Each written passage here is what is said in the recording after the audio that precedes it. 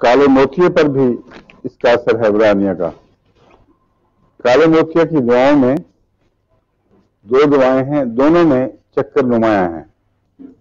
एक जेल्सीनियम, उसमें भी चक्कर आते हैं, और असाब की दवा है। ब्राउनिया मैंने बताया था बहुत इसका दायरा फैला हुआ है, हर किस्म की झिल्लियों पर असर रखती है और असाब पर भी किसी हद तक असर रखती है। काले मोतिया का ताल्लुक ज्यादा असाब से है और इसमें जेल्सीनियम 200 और उसके साथ कैलकेरिया फॉस और काली फॉस अगर दी जाए तो बहुत मुफीद हैं। लेकिन अगर प्यास ना हो, और अगर प्यास हो तो जेल्सीनियम की बजाय ब्राउनिया दी जाए।